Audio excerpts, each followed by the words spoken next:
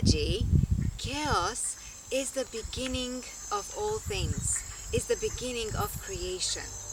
And so when things are falling apart, when things seems to be broken, and well, when we reach a place of chaos, it is then when we know that recreation is about to happen.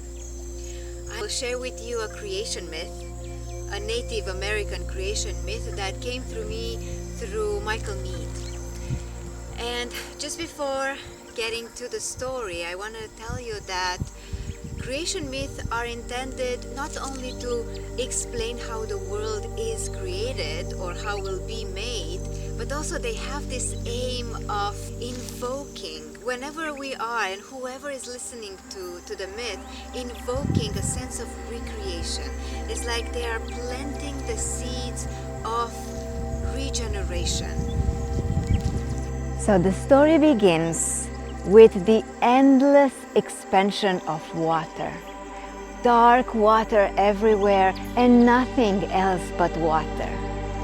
And just as the water is there, dark and sparkling and potent, suddenly a split in the sky is happening, and the sky is splitting in two, and out of that split a woman is falling from the sky, a woman is falling from the heavens. And in the falling down of the woman, two geese that were flying very close by are seeing the woman that is falling from the sky, and out of their generosity and out of their grace, they are creating out of their wings a nest in which they are catching this woman who is falling from the sky, who is falling from the heavens. And so now the woman is held safely in the nest of these two creatures, and they are lowering her down more and more. And so the woman who has been falling from the sky is now in the nest of the geese and is coming down more and more, approaching. And the geese are asking for help. Is there anyone out there who can hold this woman that has fallen from the sky, from the heavens? And a timid voice was heard. Yes, the timid voice was from the turtle that said, yes, bring the woman that has fallen from the sky, from the heavens, bring her down and put her on my shell. And so the two geese lowered the woman down and placed her on the back of the turtle. But as you can imagine, there was not a lot of space, was not a lot of place for the woman to sit on. And so soon enough, the turtle herself asked, is there anybody out there knowing about some sort of earth, some sort of material that we can expand so that this woman that has fallen from the sky, fallen from the heavens, can live well and safely on? And there was no answer, no response. And then, because the situation got a little bit uncomfortable for the woman sitting there very narrowly on the shell of the turtle, the woman herself asked for help. And not only that she asked for help, she even gave indications and said, I know that there is someone out there that could go and dive deep down and reach the bottom of the ocean. And on the bottom of the ocean, they can pick up some earth, some mud, and bring it up all the way to the surface so that we can create more earth to stand on. And so to this call, many of the animals answered. There were all sorts of birds that wanted to go dive into the ocean, and diving animals and muskrat and toads and frogs. And so many of them started this journey and went down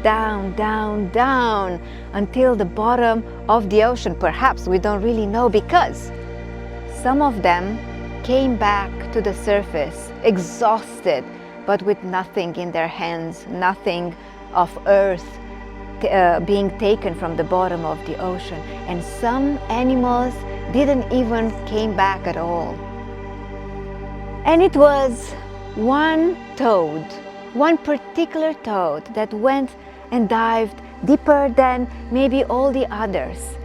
And after a long while, it came back to the surface, exhausted as well, and it came back holding a bowl of mud into its mouth. So the turtle was the one that noticed that the toad was holding a bowl of mud into its mouth. And so the turtle took this bowl and gave it to the woman. And the woman, well, I must say, like all women know how to do, the woman started to weave this ball of mud and started to put it on the rim of the shell of the turtle. And so as she was weaving this mud, the mud was enlarging and the mud was growing. And so she weaved so long and so much until she weaved the earth that we are standing on. This is the earth weaved by the woman who has fallen from the sky, who has fallen from the heavens. And it so happens that the woman who has fallen from the heavens, from the sky, she was pregnant. Some say that that was actually the reason she has fallen from the heavens. We don't really know if that's true or not. But here we are, the woman is pregnant, and she is pregnant with twins. Some people say that this was particularly the reason why she has fallen from the heavens. We don't know if it's true or not. But she was bearing children. She was having two sons that were closer and closer, readier and readier to be born into the world. But just before the birth, it is really important to mention that there was a certain kind of tension between the two brothers ever since they were in the womb of their mothers. Even the animals outside, they could see this tension. For one was very ready and willing and eager to be born into this world. And he was born in a very fluid way, in a very natural way, and he was so willing to go through the birth canal. But the other one was not so willing. The other one did not want to be born. He was not ready, or for some other reasons, he was holding back, resisting.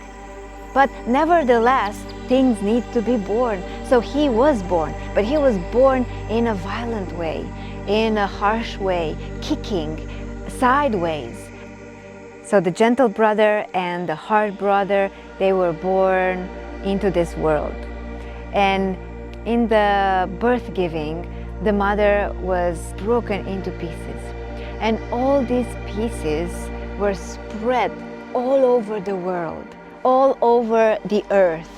And so it is said that the very earth that we are walking on, it is the earth that she was weaving from the ball of mud that was brought from the bottom of the ocean, but it is her body.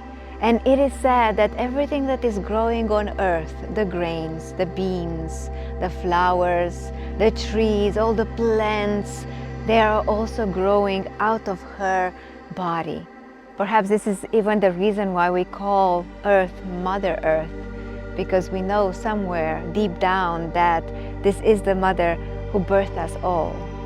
And so now the myth and the creation process keeps moving, because the creation cannot be stopped.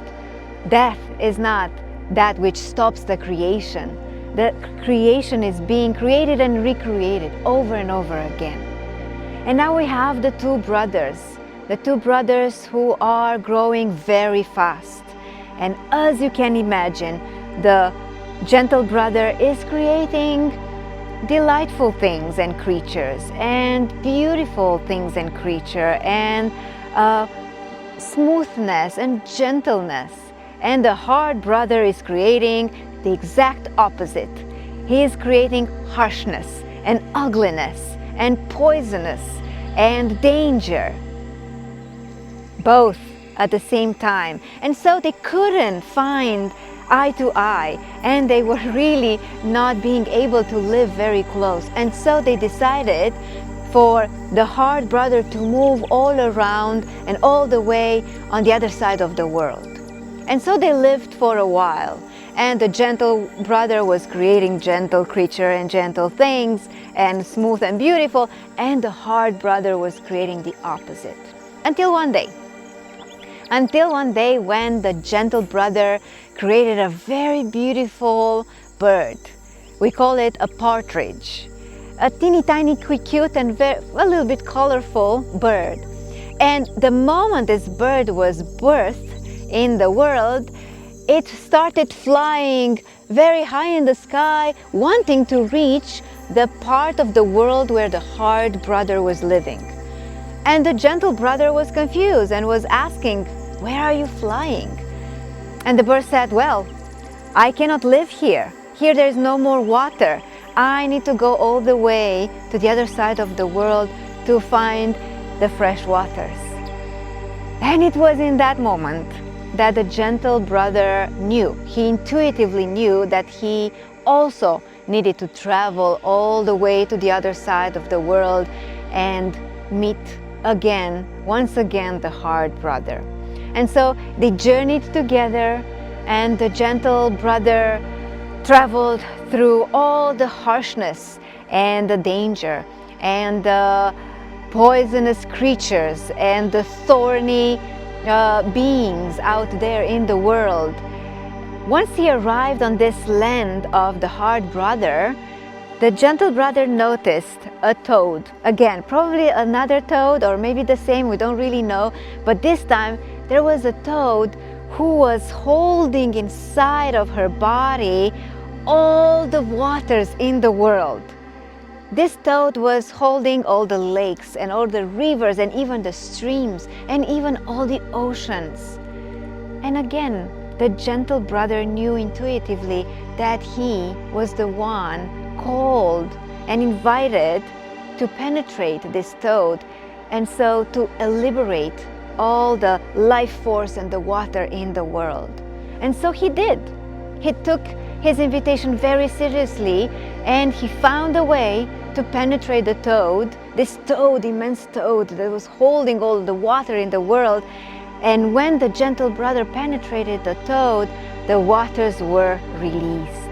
And so the partridge, but also all the other birds and animals and creatures in the world, they again had access to water, and they drank and bathed, and their life continued on earth. But things are not so simple, and as you can imagine, the hard brother was enraged, was furious, because the gentle brother came into his territory and killed and penetrated this toad. And so he said to his gentle brother, "We should engage into a formal fight and let the strongest of us win the whole world." Oof, that was quite a call. That was quite an invitation, but the gentle brother could not avoid it. And so both of them started preparing for this fight. So the day came when the fight was supposed to happen. And the gentle brother showed up, and the hard brother showed up, and they started fighting. They started fighting, and it happened that the harder brother was stronger. And it seemed that it was kind of weakening more and more and more the gentle brother. And for some reason, the way that they were fighting was that the hard brother was placing the gentle brother more and more into the earth. In some way, the gentle brother, it was returning to his mother. And so the spirit of the mother came as if in a dream. And the gentle brother started hearing her voice. And her voice was warm, and her voice was loving and very encouraging. She was supporting him with all her love, so much so that the gentle brother all of a sudden gathered some strength from the earth itself, from the spirit of the mother, and finally managed and in the end won the battle and killed the hard brother. And now the hard brother is killed and the gentle brother is on the earth. And of course, I don't know if I told you this, but I think it's worth mentioning that these brothers are not human beings. They are creatures, they are elements, they are within us. We live with these opposites inside of ourselves. And so it happens that the creation does not stop, not even here, not even now. The creation is ongoing. And so after the battle, gentle brother went to sleep. And in his dream, the hard brother visited him. The hard brother who said to him that he is now on a far land. He is now living on an island in the west. And he said that he is waiting for the humans to come to him, because also on earth soon enough the humans will appear, and then after they lived their life they will go into their dying, and that is the place where the hard brother is waiting for them. And so the gentle brother understood that finally his brother, hard brother, has finally found his place. He was content for his brother and content for himself, that he could go on with the creation of things on earth, and his brother could go on with the creation on the other world, on the other side, when humans would cross the veil into the dying world. And so it is said that we are the inheritors of these two brothers, and that the creation is still going on. It is going on right in this moment. The creation and the world is being over and over recreated. And through our actions, through our words, through our feelings, through our decision and choices, brave or not brave, we are creating the world.